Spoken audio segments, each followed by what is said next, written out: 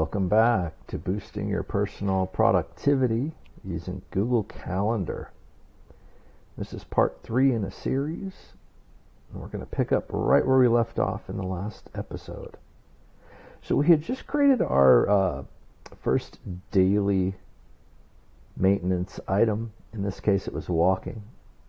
And of course, in looking at it, I went, we still had left it at an hour-long activity. So we have two choices, right? We can open the very first one, or I should say the earliest one in our sequence, and change it from edit. And that's not generally my favorite way. Or we can just drag and drop. Like, who doesn't want to do that, right? So for me, that's kind of like the half-hour view and the 15-minute view. This and following events. And there we go. Because it is, for crying out loud, it is a 10-minute walk. And we want it to look like a 10-minute walk on the calendar. So let's see, where are we on today? So I'm just going to go ahead and move this to today, since why would a guy be putting walks in the past? So it's now set on Sunday and forever into the future. Okay. So let me move these guys down, and you'll know why in a second. Why are you moving these things down? You'll see. Okay. So we want to start by adding a extension to Chrome that will reduce the number of hours visible. So right now, if we look, this is allowing us to see from midnight to midnight. It's a 24-hour view. Well, I don't know about you, but I don't need to schedule anything when I'm sleeping. And I'd much rather have a view where I'm just seeing my day. So let's go to Chrome extensions. Chrome extensions. Open up the Chrome Web Store here. And you're going to want to type in, what is it called? Something morning.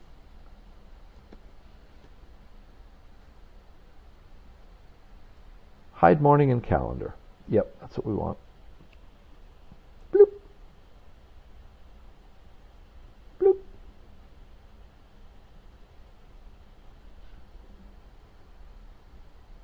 Okay, it has been added.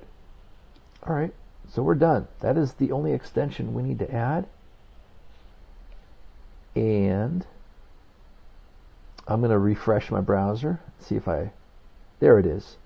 So up here on the left side of our calendar, we now have this new gray bar. And you click it, and you can drag it down to, see here, 12, 11, 10, 9, 8. Yeah. So I put it at 8, and now look, it's showing me that it's blocking out midnight to 8 a.m. And now look at my calendar.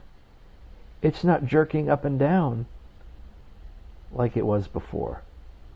It is now showing me a 16-hour day. Oh, okay, one problem here. I've got sweep the floor stuck way up here. So we have two options. We can release the extension, or turn it off, or we can do a search. I find that's the easiest thing, because you can't get to that sweep right now. And I'm just going to go in here and go, I'm so sorry.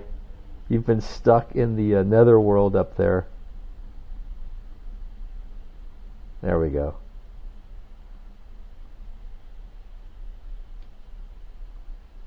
And now there's nothing in the midnight to 8 a.m. zone.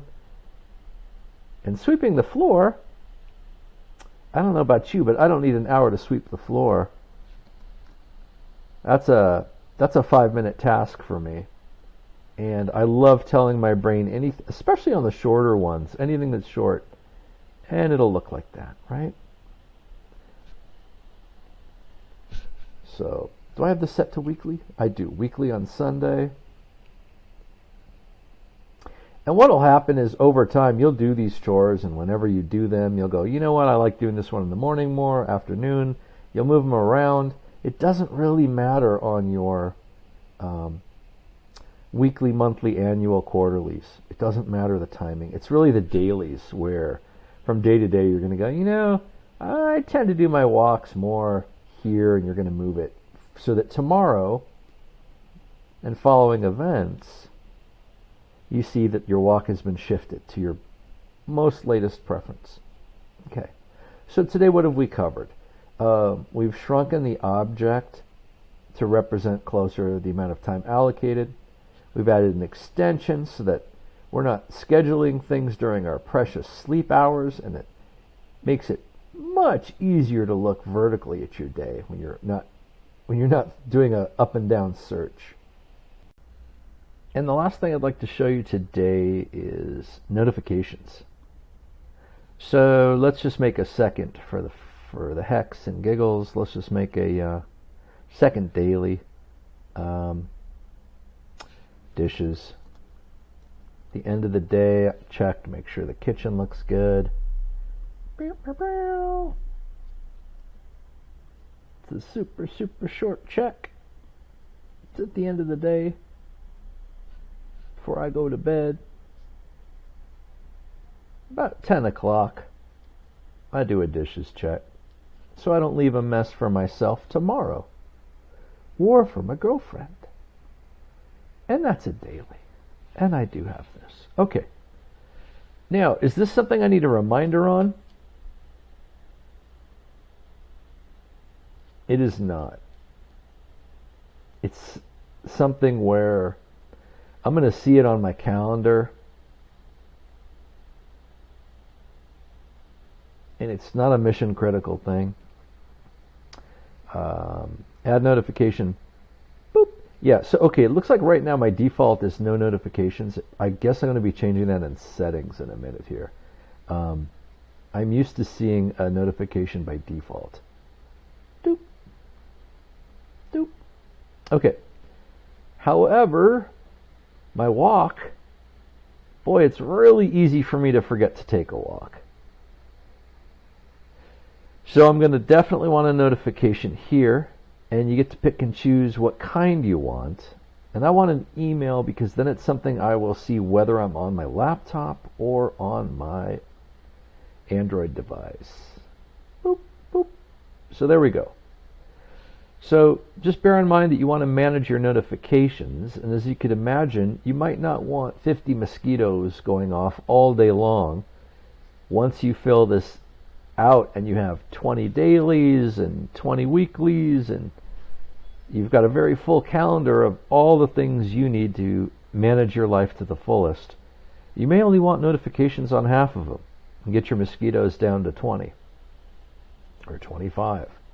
So in my case, I know for a fact that I'm empowered by being reminded about walking, and I know that I don't need a notification on dishes because I'm generally going to do that.